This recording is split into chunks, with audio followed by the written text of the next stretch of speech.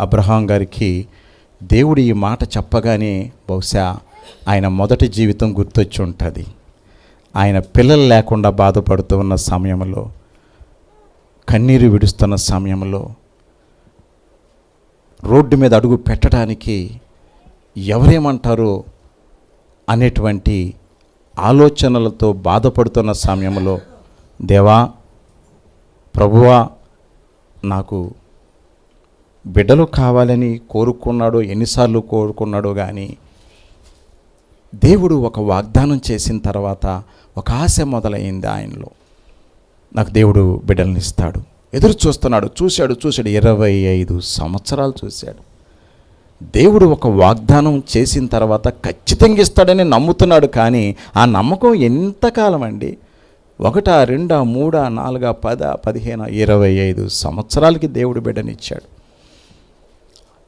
ఇదంతా గుర్తొచ్చింది ఆయనకి.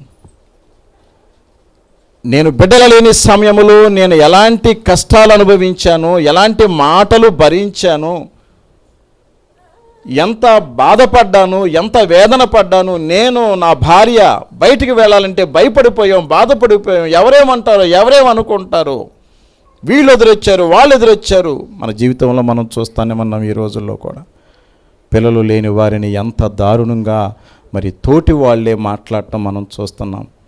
దేవుడు ఇవ్వాల్సినటువంటి బహుమానం అండి అది. దేవుడిచ్చే గిఫ్ట్. ఇస్తాడు ఇచ్చే నాటికి. ఎట్టి పరిస్థితుల్లో ఏ వ్యక్తిని కూడా అలా తోలనాడి మాట్లాడకూడదు. న్యాచురల్గా సంభవించేటువంటి పరిస్థితుల విషయంలో ఎవరు కూడా ఆయా వ్యక్తులను తోలనాడి తప్పుగా, అవమానకరంగా ఎప్పుడూ మాట్లాడకూడదు.